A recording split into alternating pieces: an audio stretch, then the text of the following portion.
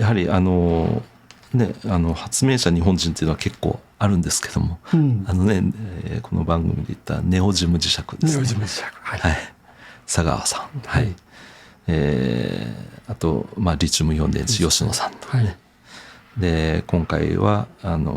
ペロブスカイトはその小島さんという大学院生と、宮坂教授ですね、そのあたりやはり日本人の、基礎研究の部分っていうのはものすごい光ってるんですけども、これを社会実装していく過程で、しっかりとできるかというところですね。皆さんこんにちは。宮崎智美の考えるラジオの始まりです。この番組ではちょっと難しい話だけど、私たちの将来のため、地球の未来のため、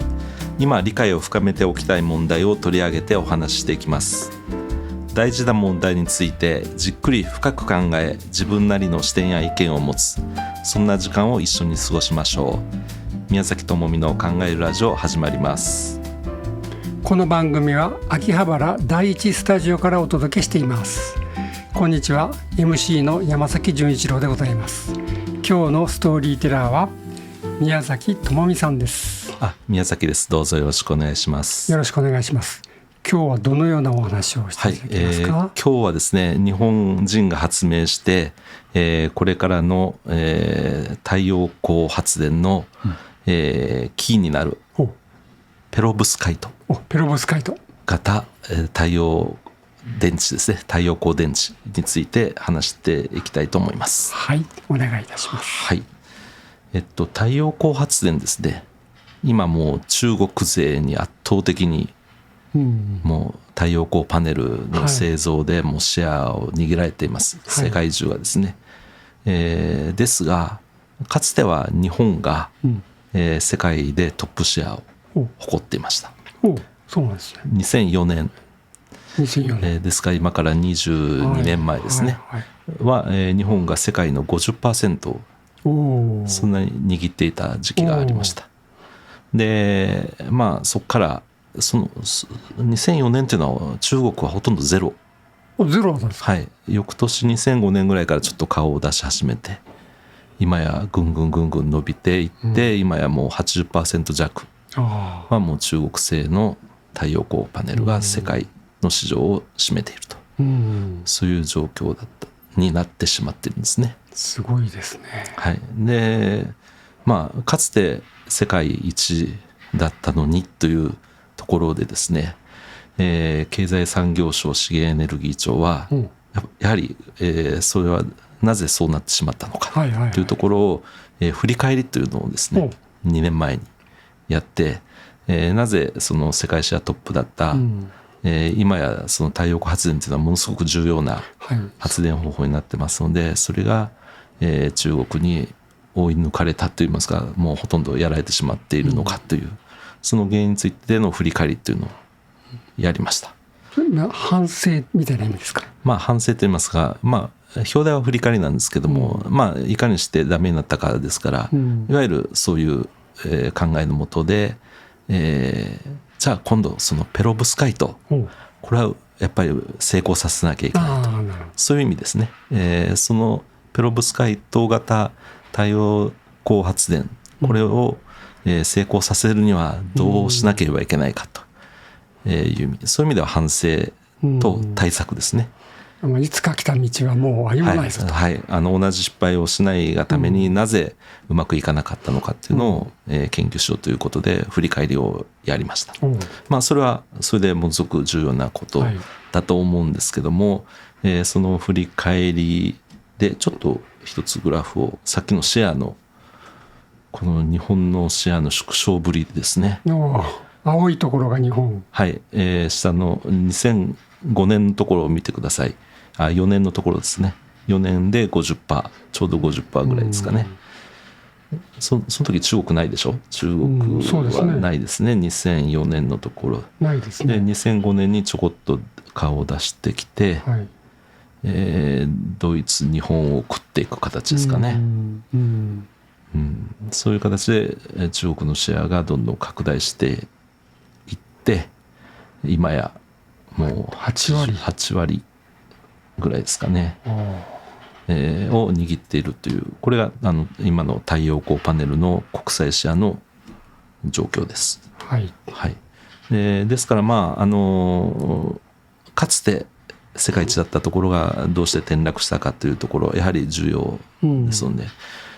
それには一つはやはり太陽光発電の重要性というところの認識っていうのが、足りなかったのかというところ、それとやはり基礎研究はきっちりやっていたんですが、いわゆる商売にするところですね、もうちょっと、かっこよく言うと社会実装に結びつけていく力っていうのが中国が圧倒的に強く、しかもスピードが速いっていうことですね。それで、どんどんと、シェアを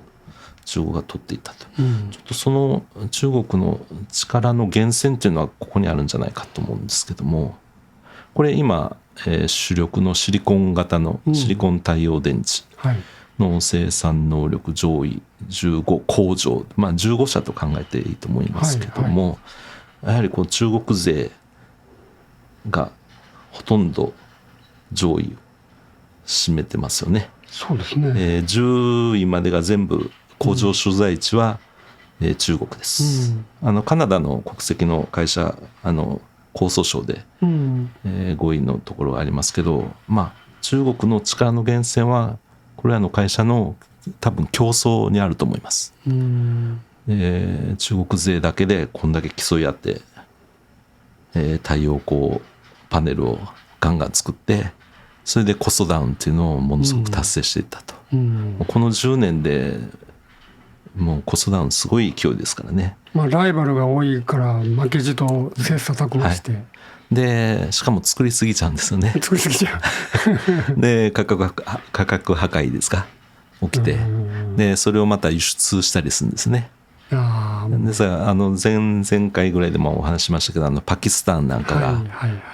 いつの間にか世界第6位の太陽光発電国になってるという、あれ中国からせっせと個人が買って草のねそうそう、はい、で普及したというね。ウクライナ戦争でエネルギー資源の買い負けっていうのが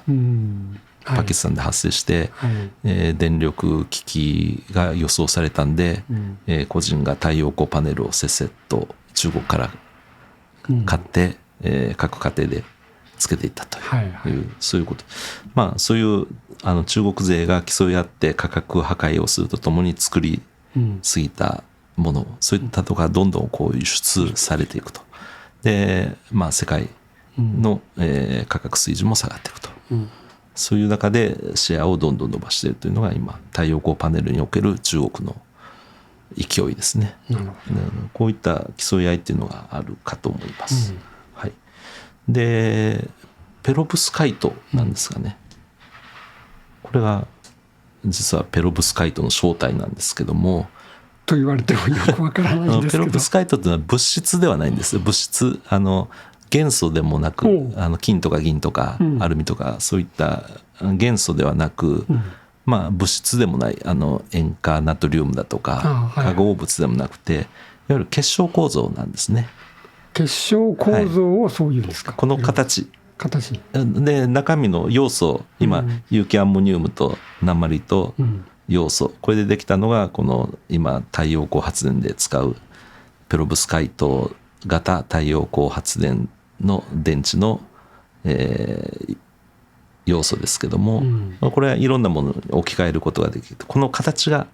結晶の形がこのペロブスカイトっていう、置き換えることができるっていうのは、いろんな物質、鉛を別のものに変えたり、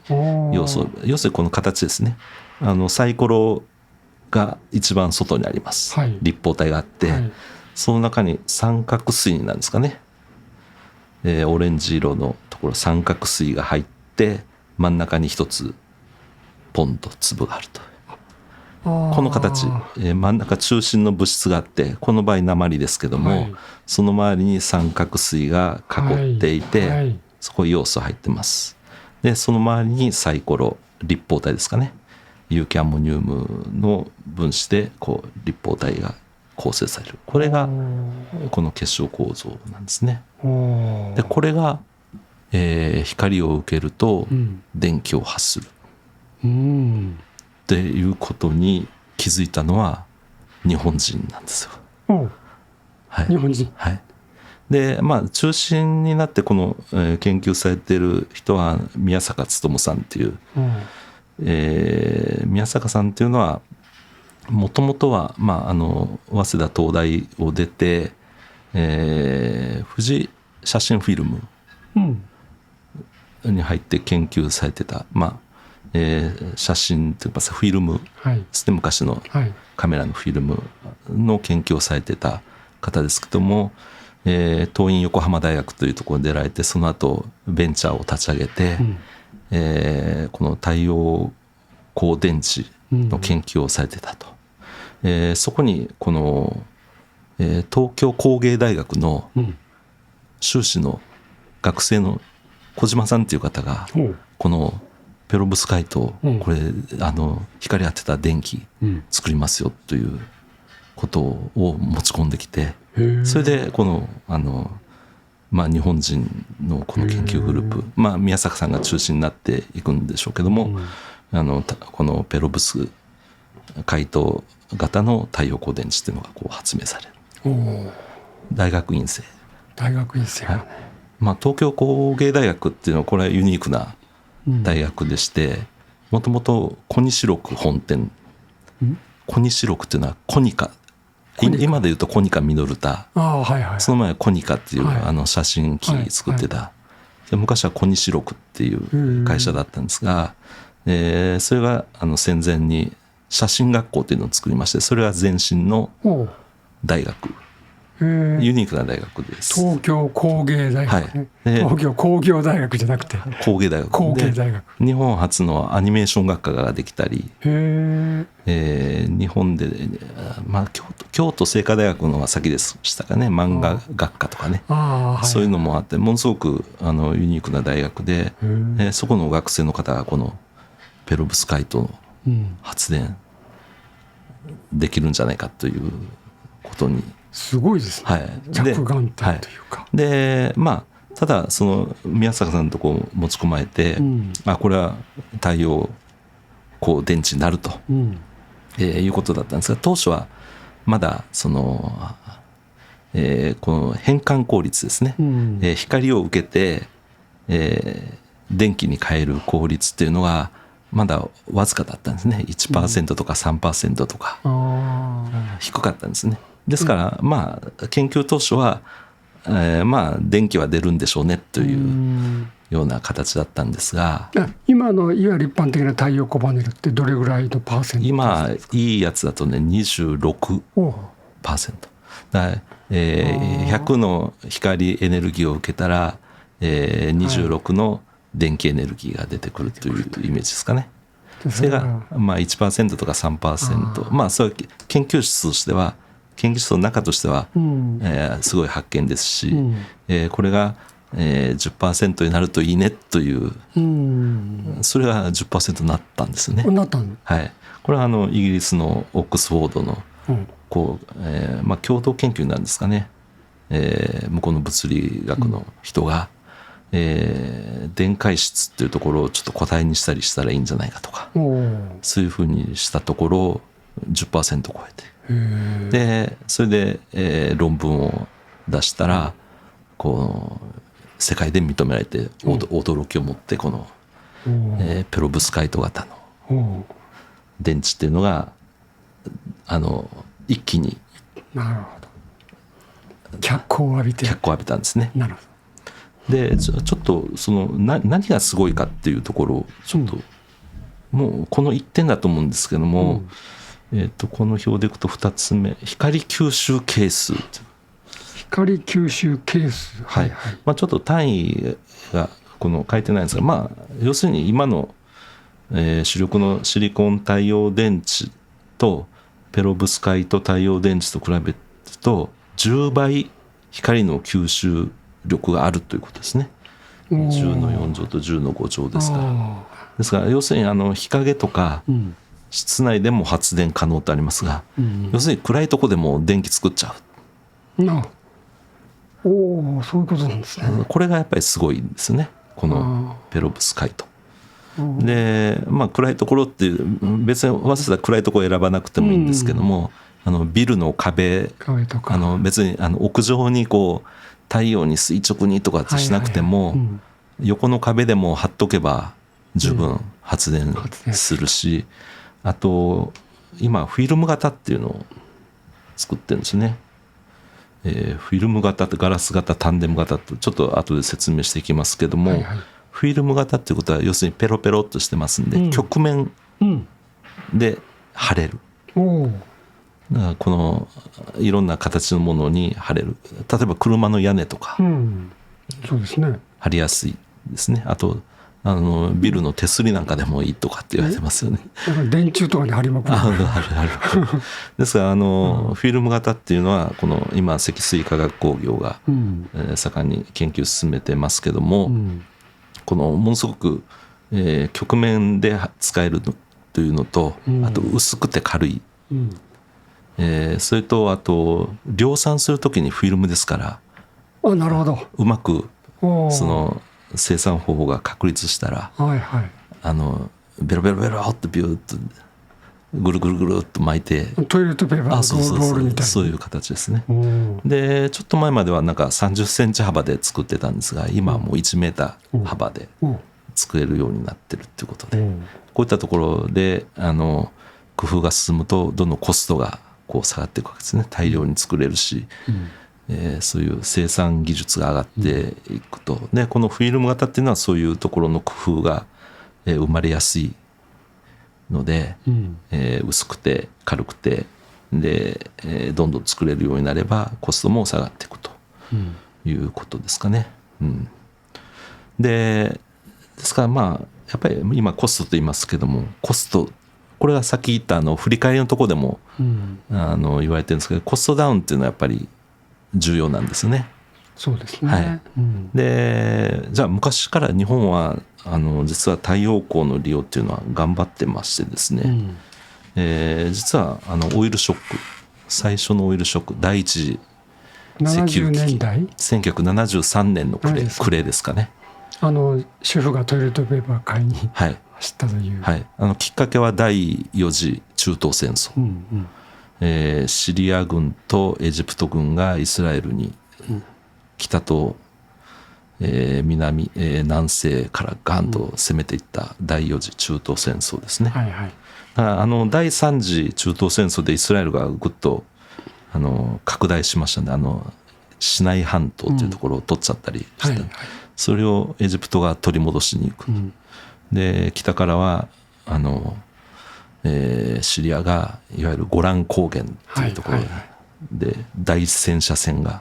繰り広げられて攻めて、もう最初はその両軍が勝っていってアメリカが入ってきてちょっと押し返したところで、停戦になったんですけど、そういうところで石油危機が起きて、要するにもう石油、今年も起きましたから分かると思いますけども、中東の石油が来ないんじゃないかということで、日本でも大きなパニックが起きたっていうことですね。前回かなんか前にこの番組でね、石油をそのまま炊いてたというだからそれまでは本当石油1バレル3ドルとか10ドルとか安かったもんですから、湯水のごとくって言ったらちょっと言い過ぎかもしれませんけど、ひどい浪費をしてたわけですよ、世界中がね。でそれが一気に省エネって言いますか、当時象徴的に言われたのは銀座のネオンが消えたとかありましたよね。深夜放送をやめようとか、日本中省エネブームって言っていいんですかね、省エネ対策っていうのをやって、節約していきましょうと。でその時にサンシャイン計画っていうのを当時通産省が作るんですよ。その石油だけに頼らないで、太陽光など当時は地熱もありましたからね、地熱とかそういったのも活用しましょうとかね、ガスタービンを効率化しましょうとか、あとヒートポンプって、この圧縮膨張によって熱をこう冷やしたりするヒートポンプ、そういったものを研究していこうという、でその中にこの太陽光電池っていうのあったんですね。あって、で当時は1ワットの、電気を作るのに2万円って言われてたんです。1ワット2万円。2万円だから1キロワットで言った方がいいのかな、2000万2000万円。2000万円、2000万円かかる太陽電池まあお高いはい、まあそれを、1万円ぐらいに、違う違う、100円2万円を100円ぐらいにしよう、100円にしようと、いうことですから1000万10万円ぐらいにしようと、違う、100円すみません、1000万10万ですね、10万ですね、にしようということで、そういう計画を作ったんですね。サンシャイン計画。今の、電気ってそれと比べるとどうなんですか？今ね17万円とか17万円ぐらい、だから太陽光電池自体だとねもう8万円ぐらいになってるんじゃないかと。その周りの、パワーユニットとか、そういったのも含めて17万円ぐらい、1キロワット出力するのにですね、ですからまあ10万円ぐらいにはまではなったということなんで、ですからでもこれ日本がやったっていうのも中国が中国のさっきの競争原理社会共産党支配なのに競争原理っていうところがあれなんですけども、価格破壊が起きたということですね。でまあそういった日本技術とかそう計画とかしっかりやっていたのに、こういうふうに、中国にシェアを取られたのはどうしたことかっていうことですね。まあ何度も言ってますけど先ほどのその競争力のこの活力っていうんですかね、これはやはりないこと、あるいはそのサプライチェーンっていいますかその素材とかね、そういったところをうまく戦略的に中国は、上工程からこう抑えていった、ですから素材っていいますか材料ですとそのシリコン型の太陽光の電池ですとやはりシリコンが必要ですのでケイ素ですね、これの生成っていうのは中国今シェア8割ぐらい中国がもう生産しちゃってるんですね。さっきの競争の中で材料も抑えていくということで、問題はこのペロブスカイトの、大事な、材料の中に要素っていうのがあるんです。要素三角形があったさっきの2番目に2番目っていうんですか、四角錐ですね、要素出しますからね、ちょっと待ってください。これオレンジとかですね、この要素、これ大事な鉛ってそんなにレアなメタルじゃなくてベースメタルの方ですから割と入手しやすいですね。有機アンモニウムも別にそんなに入手しにくいものじゃありません。で要素これね日本が世界シェア2位なんですよ。やったすごいでしょすごいですね。めったにない、で1位はチリ。で要素っていうのは要するに昔の海の底に沈んだ海洋性の生物とかの海藻なんとかそういったものが海底に積もったやつがですねこのマントルの移動とかでこうぐよっとこう日本の地下の方へ引きずり込まれてですね、でそこで、昔の古代の海水みたいなたまりができてて寒水っていうらしいんですけども、寒水ちょっと難しい字なんでだいたいひらがなで寒って書いて水って出ますけど、その寒水の中にですね通常の海水の2000倍だったかな2000倍の要素が含まれてでそれを組み上げて主に8割は千葉県じゃあちょうどぶつかるとこぐーっと潜ってるところですね。潜ってるところですね、はい、地層の、潜って海底のそうした昔の海藻とかそういったのが引きずり込まれて中に入って、でそこで古代の海水みたいなたまりができていて、それを組み上げて、そうするとものすごく凝縮されている要素を吸い上げることができるので。それが千葉県。チリの方はアンデス山脈の方でもう昔海底だったところは隆起で山になっていて、チリ小石っていう石っていうか岩石の形で取れるそうですけど、そこは要素を取る、日本では珍しい資源がね、そんなにあるっていう。これ売らないぞと言ったら世界が困るのかっていう。でもチリがやっぱり1位なんで、そっち行っちゃうそっち行っちゃいますからそういうことはできます、多分できないと思います。ただ、いろんなものが今レアメタルでね、中国が抑えてしまってるんで、磁石なんかはディスプロシウムが、中国がもう90何%とか、そういう抑え方をできる状況になってますけど、このペロブスカイトの一つの主力材料、ちょっとこれ見てください。ペロブスカイト太陽電池の部材素材になる資源っていうのはずらっとあるんですけど、真ん中あたりにちょっと赤いところに日本ってありますね。要素ですね。要素。これチリが一番ですけど、ここに日本が入っていると。でもこのグラフよく見ていただいたら分かると思うんですが、だから日本は大丈夫だとはとても言えないっていうのは分かりますよね。黄色のところ。黄色いところがね。はい。中国の。中国です。いろんな部材でやっぱり中国のシェアっていうのが、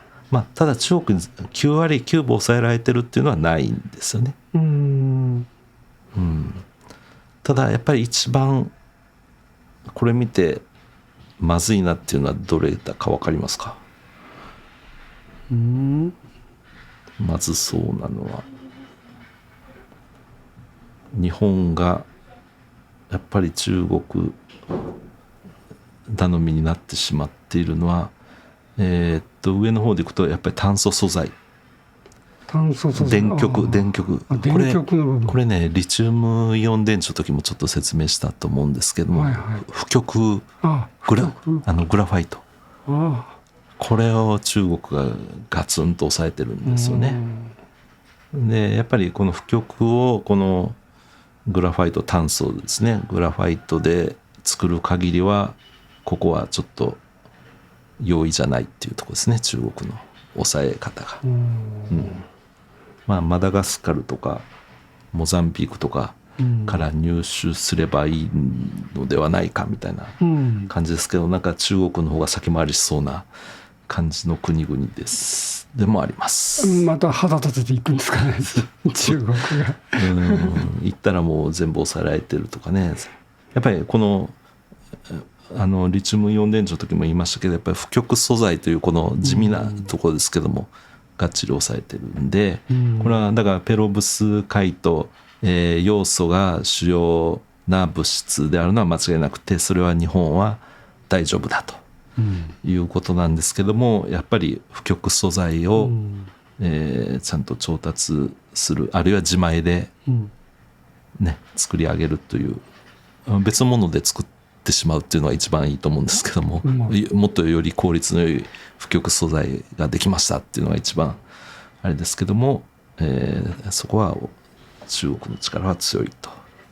これですね、セル用とモジュール用ってあると、これはどういうセルは分かりますね。セルですね。これモジュール部分ですね。モジュール部分で使うものですね。ここセ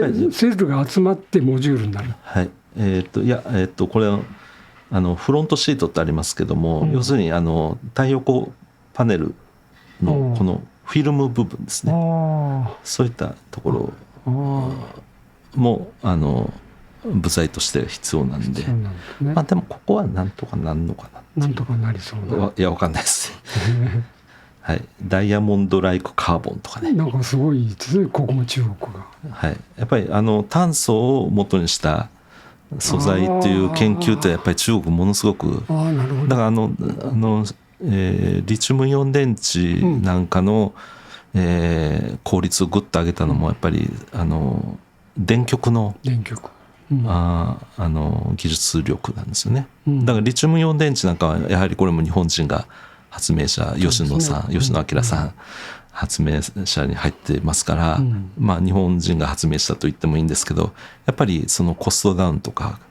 あと発電効率をぐっと上げるとか、エネルギー密度は高めるとか、そういったところでの技術の磨き方ですね、そこを中国がものすごくやってきたということですね。それで効率も上げてコストも下げてっていうことを達成していったということ。ということは、さっき振り返りで反省をしてっていうことですけども、やっぱりここだと思うんですよ、肝になるところ。その素材っていう、はい、ですからもちろん原理的なところは発明日本人がしました、でこれはもうその業績っていうのは揺るぎないものだと思います、で、ただ社会実装というところに向けては、死の谷があったり、そういったものを超えていかなきゃいけないと、そういうところでの周りの技術、ここはやっぱり中国がものすごく磨いてきたということですね、はい、この結果中国のシェアがいわゆるそのいろんな最近必要な電池でありますとか分野、特にこの環境問題に資するとこの分野で中国が大躍進している、そういったところの力がやっぱり強いということですね。これその原理のようなものをその特許で抑えてしまってお前たち真似するんじゃないよとか、そういうことはできないんですか？もちろん原理特許っていうのはものすごく基本特許とかって言われる部分っていうのはものすごく強いんで、ですけどもやっぱりそれが製品になる過程では、周辺の特許というのはいろいろ必要で、逆にそれを抑えられると製品する過程では、それを使わないとできないということになると、こうバーターって言いますかね、お互いの特許を出し合いっこして、いやもちろん基本特許がやっぱ強いですよ、それは強いのは間違いないんですけども、それと特許20年っていうのがありますからね。確かにそうですね、20年っていうのがありますからね、先ほどの、イギリスの方と一緒に論文が出たのは2009年ぐらいだったと思いますね。もうじゃあ、そろそろ来年再来年、いやもうちょっとあるのかな。いやでもどの部分の基本特許が一番重要なのかっていうのはちょっとあれですから、先ほどの東京工芸大学の人が言ったのは2000年代半ばですから、2004、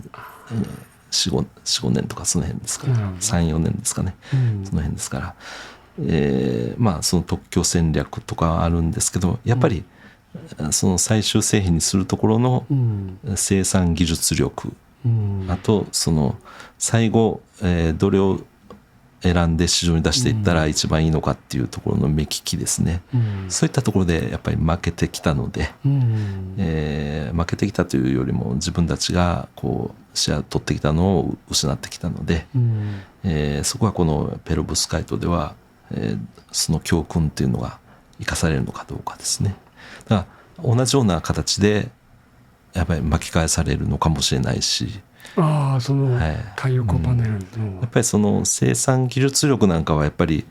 製造業のこの裾野の部分っていうのはものすごく大事で、かつて日本は強かったんですよ。そうですね、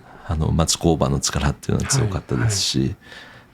各企業も研究者をいっぱい抱えてましたけども、バブル崩壊で研究職の部分がものすごく縮小して、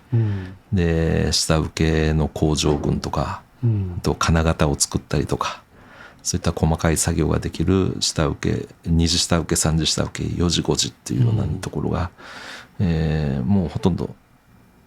製造業大国とは呼べないレベルまで下がってきてますんで、まあ、中国はその分も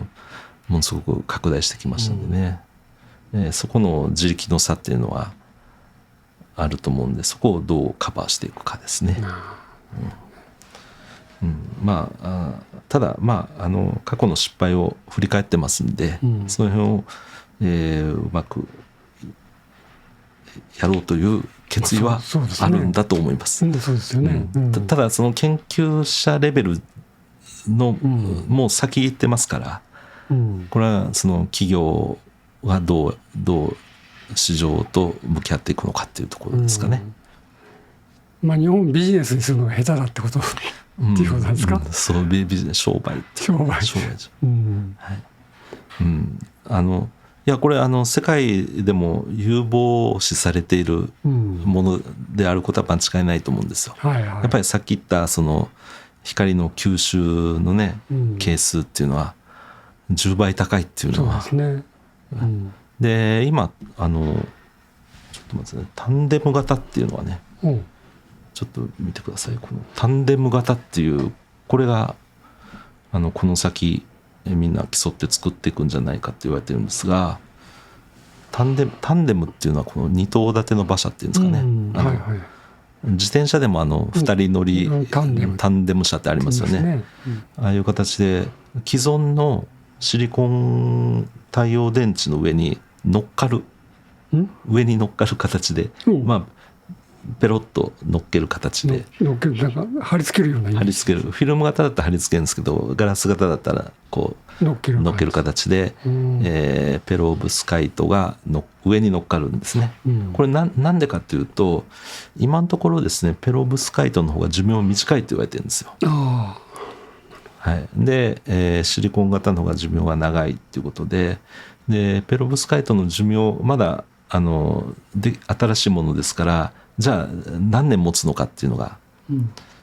まだ確定してないもんですから、とりあえず上に乗っけてて、ダメになったら下で発電できると。こう二重構造にしとくとですね、結局は下のシリコンは相当持ちますから、それの耐用年数まで使えるという形で、この二重構造にして設置していくのが一番電気をいっぱい取れるんじゃないかと。このタンデム型、やっぱり中国これ力入れてます。やっぱりそうなんですか。中国は、この3つの類型の中ではガラス型とタンデム型に力入れてます。なぜフィルム型は？フィルム型はこれものすごく魅力的なんですけどね、さっき言ったその大量生産とか、あと曲面とかね。ただこの貼った後、あるいはその耐久性のところでもうちょっと技術開発が必要なんじゃないかと中国は見ている節があります。あとそれと、使用後の回収、回収再利用、あと公害が出ないようにね、鉛なんかも入ってますから、公害が出ないようにするために回収とか再資源化とかそういうことを考えると、このパネルのこのガラス型の方がやっぱり簡単じゃないかというふうに見てるのかなと。それとフィルム型はその効率よくね、いろんな曲面でも壁面でも貼りやすいんですけども、ガラス型タンデム型はやっぱり平置きっていうのが基本になってきますけど、タンデム型にしたら効率が上がりますんで、2つ二重になってますからね。このフィルム型よりこっちの方が全ライフタイムで考えるとこっちの方がいいんじゃないかという。これタンデム型って設置しますと二重になってるもの、これは最初はペロブスカイトだけで発電するってことですか？両方できるっていう。両方できるんですか？両方できる。それで、ですからオンされる形ですね、ペロブスカイト分も。でこれペロブスカイトがダメになった時はこれ剥がすのか、そのままでも十分な発電量があるのか、ちょっとそのタイプがいろいろあるのかちょっとそこは不明ですけども、これがライフタイムで考えると一番効率がいいんじゃないかということで、中国はこっちに力入れてるようですよ。日本でもやってるところありますけども、なんかニュースなんか見てるとね、このフィルム型曲げられるとかね、そういうのがすごくこう強調されてるんですよね。これものすごく魅力的だと思いますよ。その曲面使えるとか、そのフィルムの大量生産に適しているフィルムとかね。なるほど。はい。まあその戦略とか戦術選び方の部分も競争ですから、はい。なるほどね。はい。そういう形で今やっています。はい。やはり発明者日本人っていうのは結構あるんですけども、この番組で言ったネオジム磁石ですね。ネオジム磁石。はい。佐川さん。はい。あと、リチウムイオン電池吉野さんとかね。で今回は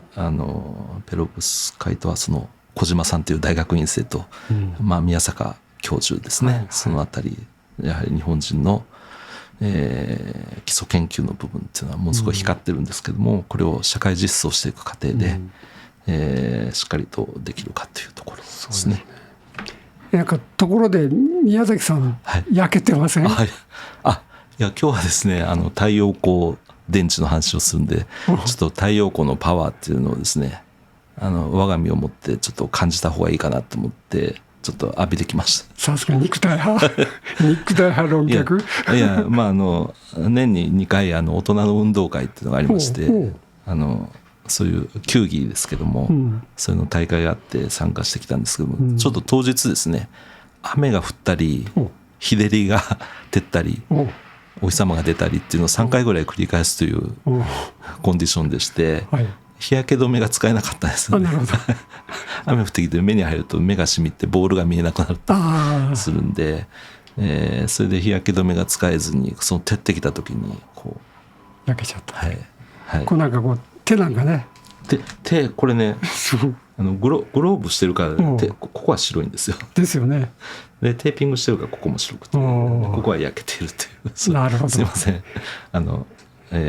太陽光のパワーを感じて今日臨んだということで。もう歩くペロブスカイトということで、それは違うか。ここで電気ができればいいんですけども。はい。というわけで今日はどうもありがとうございました。ありがとうございました。